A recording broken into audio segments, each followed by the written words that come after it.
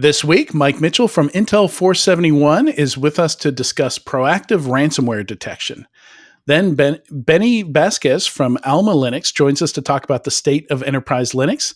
Finally, in the enterprise security news, why is a consulting firm raising $75 million in a Series B? A ton of cyber reason drama just dropped. Skybox Security shuts down after 23 years. The chilling effect on security leaders is here and what that means. IT interest in on-prem does not necessarily mean that they're quitting the cloud. Updates on the crazy Bybit heist, the state of macOS malware, Skype is shutting down, and mice with CRISPRed woolly mammoth fur is not the real-life Jurassic Park anyone was expecting or hoping for. All that and more in this episode of Enterprise Security Weekly. This is a Security Weekly production for security professionals by security professionals. Please visit securityweekly.com/subscribe to subscribe to all the shows on our network. It's the show where we talk security vendors and aren't afraid to name names. It's Enterprise Security Weekly.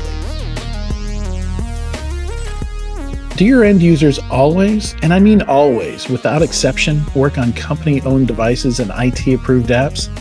I didn't think so. So my next question is, how do you keep your company's data safe when it's sitting on all those unmanaged apps and devices? 1Password has an answer to this question: Extended Access Management. 1Password Extended Access Management helps you secure every sign-in for every app on every device because it solves the problems traditional IAM and MDM can't touch. Check it out at securityweekly.com/1password. Welcome to Enterprise Security Weekly and happy National Oreo Cookie Day. This is episode 397, recorded on Thursday, March 6, 2025. I'm your host, Adrian Sanabria, and joining me is the Admiral of ASPM, the Captain of Content, Katie Teitler-Santullo. How are you doing, Katie? I am well. I saw that it was National Oreo Cookie Day today, and then I quickly deleted the email. Yeah, not a corporate day of the year at all. No, I just don't want to know about it because then I'll be thinking about Oreos all day. And are you aware that there is a new Post Malone Oreo cookie? I did not need to be aware of that, but now I am. Thank you. We just had this. It's really. We just had this big rant the other day about how there's too many Oreo cookie flavors. Like I think that's fine. I think having like a special edition like Shape or Post Malone or something. But do we really need watermelon Oreos? Do we need? They taste like chemicals too. Like when they just did like the chocolate or the mocha, they were okay, but then they started getting crazy, and they all just taste like those weird coffee flavors where they're not even really. Do we need good. birthday like cake? Somebody took a shot of vodka while thinking about coffee. Yeah, maybe. I have to say though, I really do like the peanut butter ones. The Post Malone ones are very good, and the graham cracker ones are pretty good too. And yes, they taste completely like chemicals. I'm just pretending they're not going to kill me. That's right. If I want peanut butter and chocolate, I'm okay. I'm either going to get Girl Scout cookies and I'm gonna eat some Tagalogs, right? Or I'm going to go for a Reese's peanut butter cup, right? I'm not going to think, oh, I need an Oreo but peanut butter flavored. That's right. But is there an either or here? I mean, or is it? Yeah, you don't have to choose. You can experience all of life's Americanized, chemical, preservative-filled goodness, and there's only so many places to put your big pile of chocolate cookies after you eat just the frosting. So after like 10 Oreos, I start feeling guilty. You can buy the tins of frosting, in the baking aisle. You could just do that. You could be more honest with yourself. I've you never could buy a jug of Nutella and just go When nuts. my husband met me, we went to Cinnabon, and I was like, "Can I just have 4 things of frosting?" And he was like, "What?" And I'm like, that's all I really want. Why am I going to eat 1,200 calories of bread to feel better about the frosting? I'm just going to eat the frosting. And I just sat in the food court with my finger. It's the delivery mechanism, right? Yeah, it was an unnecessary delivery mechanism. I applaud you. So let me ask you all this important question before we dive into, intros to other people. I haven't even finished the intro. And then, and then the super important intros here. Would you consider an Oreo or a whoopie pie an upscaled version of an Oreo? No. No, I would not. I would never insult whoopie pies like that, ever. Different category. Okay. I do like the fudge dipped Oreos, the ones where the Oreo's encased in chocolate. Do you know that whoopie pies aren't really a thing outside of New England? Yeah. I did not know this until I moved to California. And when I was like, oh, I could really go for a whoopie pie, same thing. My California friends were like, a what? Yeah, it sounds awful, right? They glare at you like you're saying something really bad. Yeah. Yeah. All right. So also joining us is the Dean of Data Science, the Knight of Neurodiversity, the Watcher of Data Center Waste, Jackie McGuire. How you doing, Jackie? Hello, friends. I am fantastic, and now I have a sugar craving, so that's good. Right. All right. We will have a break after this interview, so you could go off and grab something. But first, an announcement, and then we will finally get into the interview with apologies to our guest. It's all good. Love the comment. We'd like to remind you to give us some feedback if you enjoy this podcast. Subscribe, like, and comment if the platform you're on supports those things. Tell us how we could do better. Or, like maybe not talking about Oreo so much in the introduction, or guests you'd like to see on the show, you can go to securityweekly.com/guests, and you can drop the names of anybody you want to see us talk to on this show, and we will take a look at that. Today's topic is getting prepared for today's ransomware attacks. We're excited to have Mike Mitchell with us today. He's the VP of Threat Intelligence at Intel 471. How do you guys say it? Is it 471, 471? So many ways to say it. Yeah, Intel 471. 471. Yep. Okay, interesting. Yep. And the number doesn't really, there's a whole background on what that number means. We saw sure. a detailed answer. So, and you came to Intel 471 through its acquisition of Cyborg Security, which you co-founded, correct? That's correct. Yeah, we started Cyborg back in 2019, really focusing on the threat hunting capabilities, trying to augment organizations to be able to threat hunt better. And it was an immediate fit with Intel 471 with the kind of the intelligence that they bring to the table, and then being able to operationalize that intelligence with threat hunting content. Gotcha. And though Mike has 12 years of cybersecurity experience, he also has a lot of experience playing baseball. And since he mentioned it in his bio, I, of course, had to go looking for a baseball card. Oh. And you tell me if how good a job I did here, but I found this. Oh, man, that's a throwback. All right. Yeah. Yeah, that was in Tulsa. That's you? That's me. I was there for 2 years in Tulsa. Yeah, wow, that brings back memories. Yeah. So this is how I find out that Adrian. No, he didn't say if they were good memories or not. So you're memories. welcome. I apologize, whichever one is appropriate. It's all good. No, it was a grind. Played for like 7 years. Didn't make any money. 8 twin 12-hour bus trips. But had a lot of fun, met a lot of really good guys, and got to live the dream for a number of years. So can't complain. Was it Wild Thing? Was it like Wild Thing? I'm telling you, that's one of my favorite baseball movies. There's a lot like that. Yeah, I just showed it to my kids for the first time because we have. It was filmed at High Corvette Field in Tucson, and we went and saw. There was a Mexican baseball festival, so we took them there for that, and then we were like, "Hey, guess what movie was filmed here?" So we just showed them that, not thinking that movies your parents showed you when you were a kid in the 80s and 90s, not necessarily what you would consider appropriate for kids today. But very true. I was about to ask how old your kids were because there's some choice things in that movie. Teens and preteens, so not terrible, but still like, oh, I've been there. I've been there. You get to, you're like, oh, right, that was in this movie. Yep. None of this aged well. Thing. Yeah. Yep. All right. So to kick this off, Mike, I want to jump into some stats first here. Obviously everyone's familiar with ransomware. I don't want to spend too much time talking about how big of a deal it is. I do think it's interesting, though, that we tend to talk about ransomware more than anything else, even though, according to the FBI stats, BEC does more direct monetary damage, I guess. Mhm. But then, with ransomware, the number we see is the amount that the ransomware crews get paid, Right. which is not necessarily like your operational downtime, how much that costs, For sure. all those direct and indirect costs. So it's really hard to compare how big of a problem ransomware is because it depends on how you're calculating the numbers. That's right. But yeah, maybe give us some context here, just some of the quantity, the kinds of Sure. stuff that we're seeing right now. Yeah. So, and a lot of this is coming from, again, that Intel 471 gathered intelligence. But last year we saw around 3,000 victims of various ransomware groups. And this is across every industry imaginable, every kind of vertical, and then revenue amount, right? So we're seeing up to $1 billion in revenue down to $10 and $50 million in revenue a year.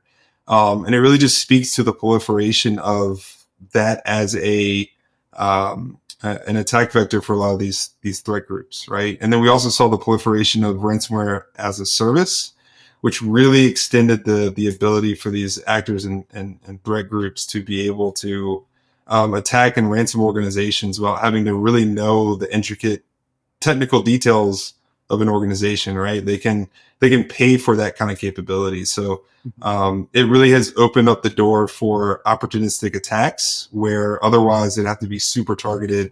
Where 5 years ago it was more advanced persistent threats looking to cause damage in a more reliable way, where now it's just kind of spray and pray, right, on the access that you get. Yeah.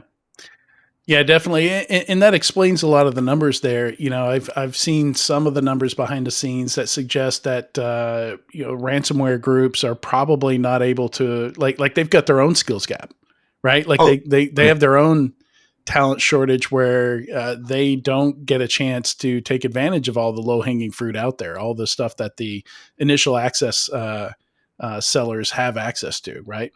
yeah, that's right. And that's where the ransomware as a service comes into play, where you can kind of augment your own technical skills with, bespoke packages that are ready to deploy and, are able to get in and gain access and encrypt environments where you don't have to understand each of those very specific technical details. And then we're seeing the dwell time start to shorten, right? So again, years ago, we would see advanced persistent threats staying in your organization for a year or 18 months, Mm-hmm. gathering information. Now we're seeing these groups, once they get in, they might enumerate very quickly, and then they're going to encrypt as quickly as they can because they know organizations are paying, right? To your point, they're paying up, right? Cyber insurance is covering down these organizations, and they know they're going to get some value out of it. It might not be the big score, but they might, incrementally gain a lot of value and money through these organizations. So we used to define dwell time, and you tell me how we should define it today. We used to define it as the amount of time before the defenders found attackers in their system, right? Right. Yep. And these days it seems like the biggest impact on what that dwell time number is how quickly the attackers decide to tell you that they're in your system, right? Because Yeah, I mean, to get paid, they got to give you that ransom note. They got to tell you, hey, the reason stuff isn't working, that's us, and you need to pay us. that's right. I think it's just a differentiation between the method of exfiltration, the method of damage that they're trying to provoke in that organization. So yeah, to your point, ransomware, the organization is probably going to know pretty immediately when all of their systems are encrypted, rather than just sitting back and exfilling documents and exfilling IP and information. That's a different lever that those actors can pull, and then saying, hey, we stole all this stuff from you, now pay us, right? And so it's just a different approach that they're taking. Do you The think long game versus the short game, right? Do you think it And because the quantity requires less, I guess, less native language knowledge, so you don't actually need to look at the data that you're stealing, versus if you just encrypt it all? So do you think, to Adrian's point, is there's a talent shortage on the attacker side with less Sure. specialization? You have to kind of go for the shotgun approach. Yeah, no, that's a really good point, right? Where to spend the time in an organization, you'd have to understand what the organization does, what their secret sauce is, the crown jewels, the different organization, maybe groups and enclaves that they have, right? So that takes a lot of skill set to be able to effectively laterally move through all those different entities and computer systems without being caught. Or you can gain access, get to a domain controller, maybe you have a lateral movement and just encrypt, right? And so it speeds up the time that the value to them, right? It really helps, extrapolate that time and effort on their side. I wonder if that's increasingly why insurance companies are telling their customers not to pay ransom, because there's also less investment on the attacker's part. So if you don't pay a ransom, they're just going to move on to the next customer who will. Right. And that one's interesting to me, right? Because for an organization that, and especially in that $10 to $15 million in ARR a year, I'm guessing they don't have prolific backup capabilities potentially. And so to tell that company not to pay that ransom, they have to make a really big business decision there. Because it could have, again, to your point, Adrian, that downtime, the business reputation, there's a lot more damage that's being done in that downtime. And so that is a really interesting kind of battle insurance companies are playing with organizations with not wanting to pay these actors. Yeah. Yeah. And that's a whole discussion on its own. Like, no business is sitting on millions of Bitcoin, so they got to pay somebody else to do it. And, right. And they get a little cut of that because they are sitting on millions of Bitcoin so that they can pay ransoms. And then you have the whole negotiation step. And if you're going to go down that route, a lot of times we've been told that the decision's out of your hands. If you're going to use your insurance company's money, to respond to this incident, they get to decide if you pay the ransom or not. They get to decide who they use to do that, who does the negotiation. So in a lot of cases, the image of the company, like a lot of that's in their hands now. Right. And that's a little scary, right? Especially with knowing what I know about what those premiums look like and how to get, going through the insurance process for cyber insurance. I think they need to kind of understand the state of security, the ability for those organizations to detect and protect themselves, and really write that down, or else a lot of those kind of insurance premiums are going to be underwritten, and we're going to deal with we'll call it the housing crisis of cybersecurity insurance, right? And we definitely get to that place. I just did as my job as a research analyst, I did a 2025 prediction that essentially, because we're seeing the safety net of cybersecurity at a national level fall away, that we're going to have a financial crisis caused by both commercial real estate, but also as all these cyber risk premiums are cashed in, there's only like 6 large companies who actually underwrite all of these with all the resellers. And I don't think people really understand like the magnitude of financial calamity from, say, another WannaCry that somebody doesn't stop. Yeah, that's right. That's right. And it's up to what's interesting is that the insurance industry has a really amazing opportunity to help uplift the state of security and the capabilities of monitoring and detecting if they apply that to their policies. I'm going to really push that down to these organizations. Right. Yeah. Certainly incentivized. Yeah. And we're starting to see that, we see a lot of fintechs or insurtechs, I think they call them, and insurance companies acquiring cybersecurity companies, and a lot more than just a questionnaire. When you request your policy now, we see insurance companies calling folks up and saying, "Hey, you just opened 3389. What's up? Like, why? That's right. Why is RDP now open to the public internet? Are you are you trying to get hacked?" Yeah, that's great, right?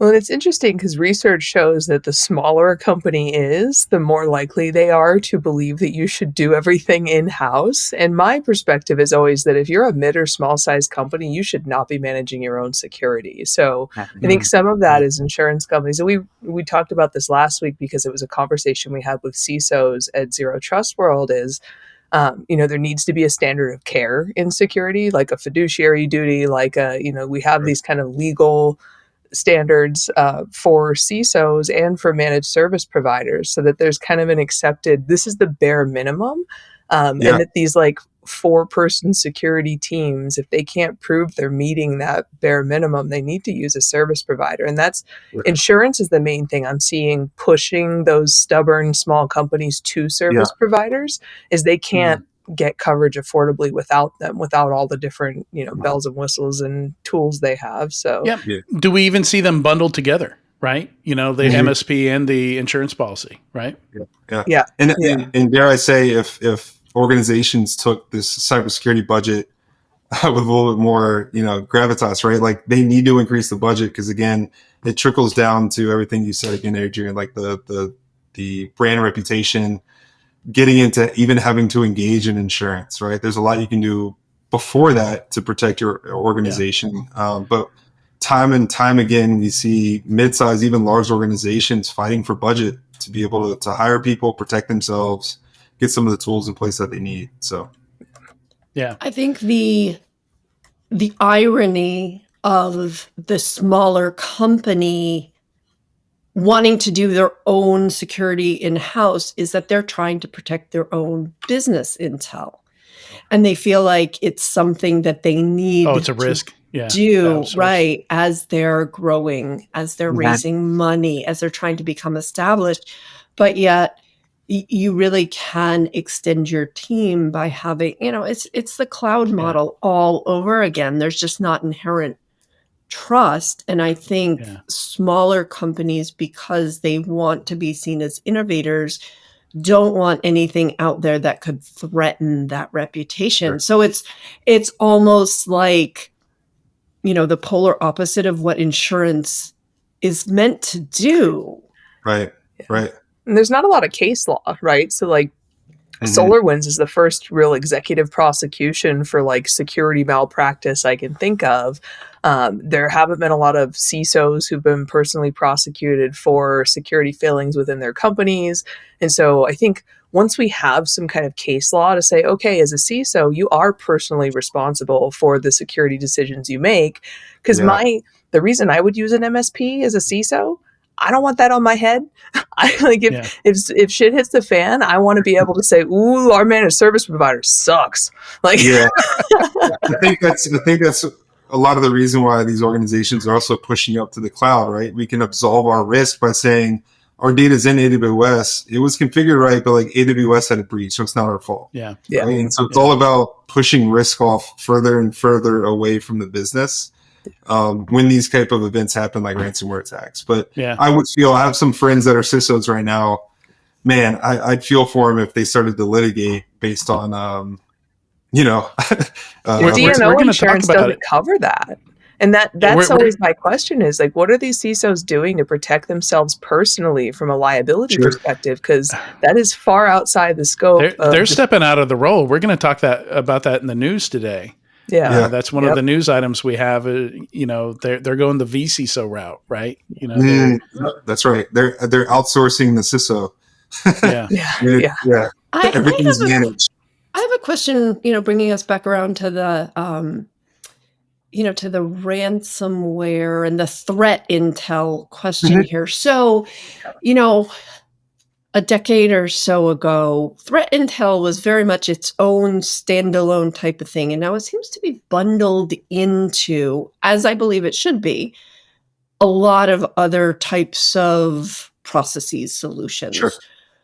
How do you see things changing, especially as we move forward, we got to say it, in the AI age, with what is the potential to have some really tampered with intel, in air quotes for those who aren't watching?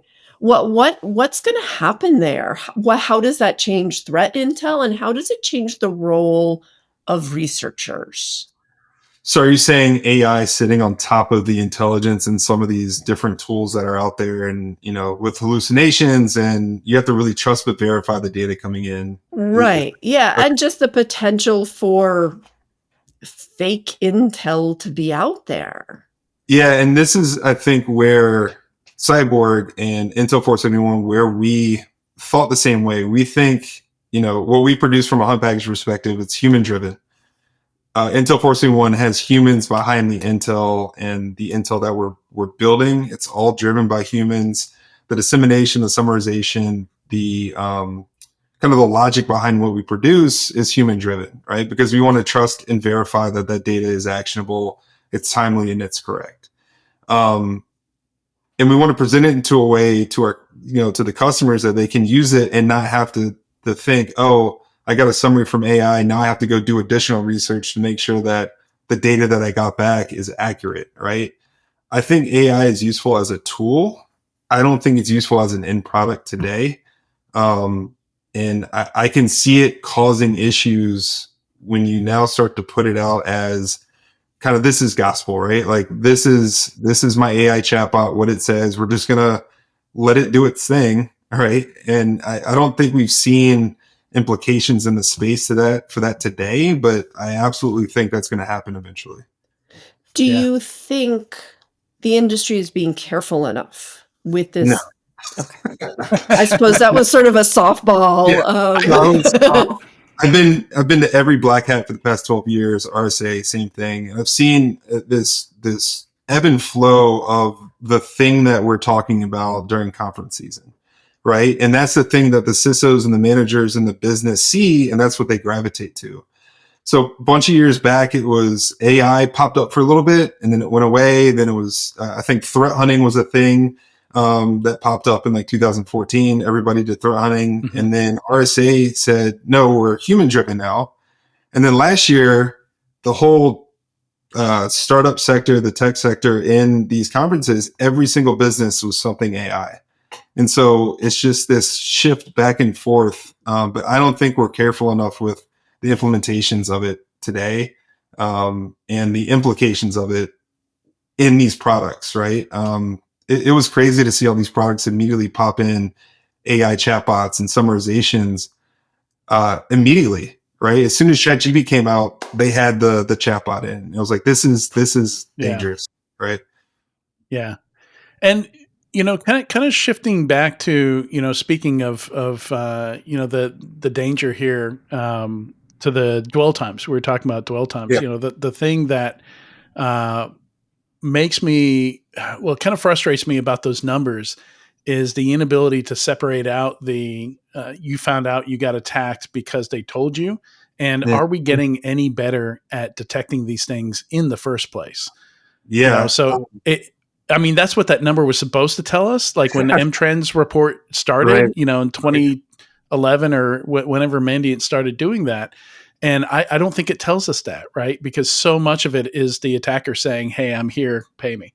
That's right. And in those 3,000 victims of last year, a big swath of those were in, again, these $1 billion, $100 million revenue sectors. And they probably have some of the best commercial off-the-shelf products in the space, right? They've probably bought everything they need. They have the SIM, they have the XDR, they have network visibility. But these actors and threats are able to get around those traditional security detections, right? It's we can see it in the numbers, right? And so once they get in, that's why we really try to preach this proactive approach to security. Don't just set it and forget it. Don't deploy the tool and be like, all right, cool, we're good, let's walk away. You really need to own your data, own your visibility, own the logging capabilities. And then we really try to push people to proactively threat hunt for those behaviors. Because one of the things we're seeing is that these actors and threats are reusing the same behaviors. They work, living off the land binaries, remote management and monitoring tools. They're using it for lateral movement. They're using it for exfiltration, things that they can just find on the operating system that live in plain sight. So you need to be able to proactively hunt for those behaviors and not just hope that a detection rule is in place that's going to fire. Because by that point, it's too late, right? And I love that, right? Because so that's how I trained incident responders for a lot of time is like, if the only time you look at your logs is when you have an incident, everything looks crazy. Everything looks bad and can take you down a rabbit hole.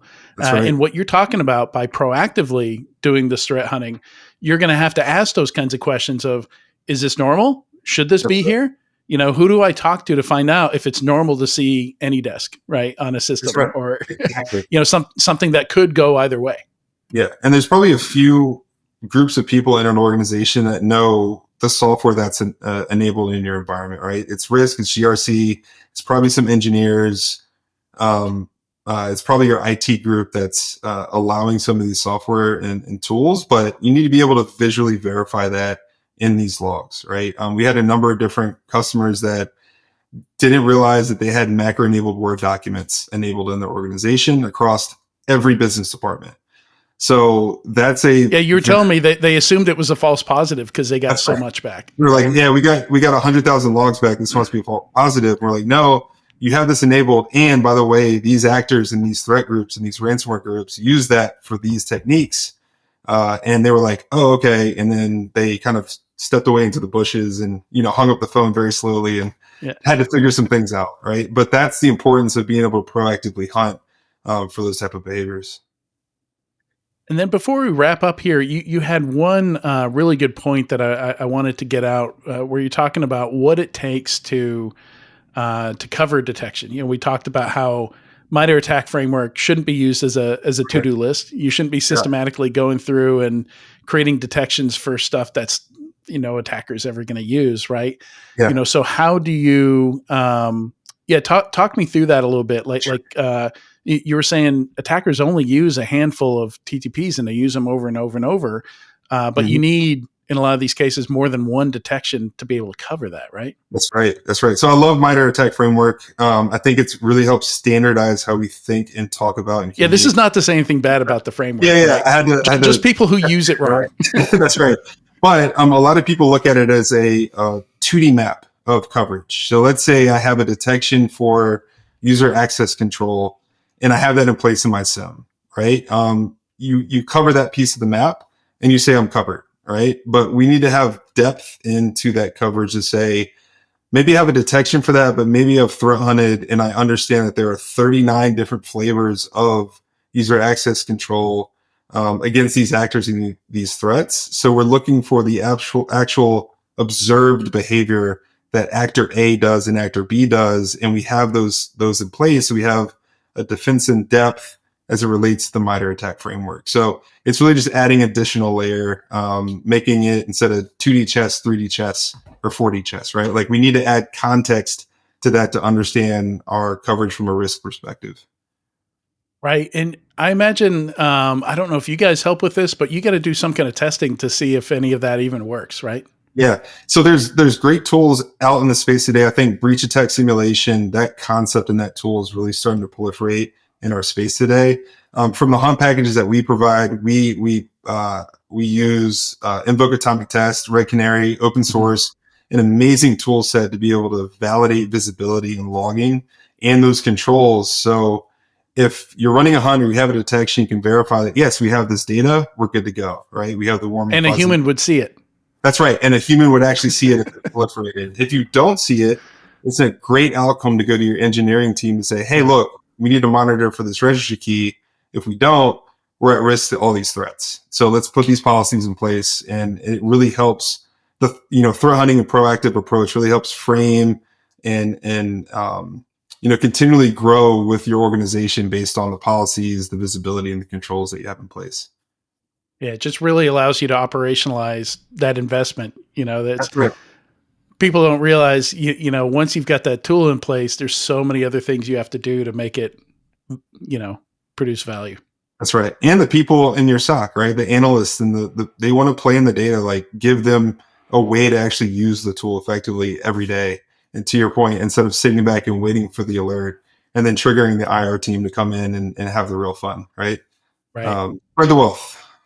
Yeah. Good stuff. Mike, thank you so much for joining us on Enterprise Security Weekly today. It's been a fun conversation and a lot of good information I think came out in this. Yeah, absolutely. Oreo cookies, right? Yeah. That was the Wait, there's an analogy there. There's an analogy somewhere. The threat intel's in the middle, but you got the humans on the top and the bottom needing to look after the cream in the middle. I love it. That's going to be my next presentation. All right. Awesome. Yeah, send some customers some Oreo cookies. Right, use that analogy. There you go. Labeled you in the middle or something. Yeah. All right. Stay tuned. When we come back, we're going to talk Enterprise Linux with Benny Vasquez from Alma Linux. Thanks again, Mike. Thank you.